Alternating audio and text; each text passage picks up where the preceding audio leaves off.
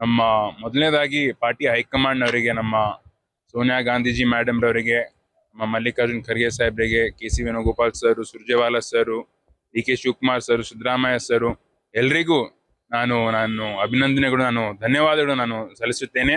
ಈಗಾಗಲೇ ತಂದೆಯವರು ಏನು ಅರಣ್ಯ ಇಲಾಖೆಯಲ್ಲಿ ಸಚಿವರಾಗಿದ್ದಾಗ ಬಹಳ ಉತ್ತಮವಾಗಿ ಅವರು ಕೆಲಸ ಮಾಡಿದ್ದಾರೆ. ಬಹಳಷ್ಟು ಎನ್ಕ್ರೋಚ್ಮೆಂಟ್ ತೆಗೆದಿದ್ದಾರೆ.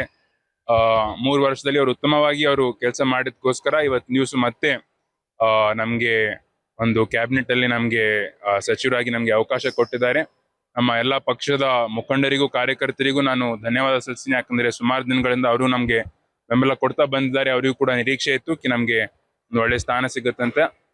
ಯಾವ ತರ ನಾವು ಹಿಂದೆಯಿಂದ ನಾವು ಕೆಲಸ ಮಾಡ್ತಾ ಬಂದಿದೀವಿ, ಮುಂದೇನು ಇದೇ ರೀತಿಯಲ್ಲಿ ನಾವು ನಮ್ಮ ತಂದೆಯವರು ರಾಜ್ಯದ ಜನರ ಪರವಾಗಿ ಅವರು ಕೆಲಸ ಮಾಡ್ತಾರೆ ಅಂತ ನಾನು ಹೇಳಕ್ಕೆ ಇಷ್ಟಪಡ್ತೀನಿ. ಅದ್ರ ಬಗ್ಗೆ ಮಾಹಿತಿ ಇಲ್ಲ. ಹೈಕಮಾಂಡ್ ಅವರು ಯಾವುದೇ ಖಾತೆ ಕೊಟ್ಟರು ಕೂಡ ತಂದೆಯವರು ಪ್ರಾಮಾಣಿಕವಾಗಿ ನಿಭಾಯಿಸ್ತಾರೆ.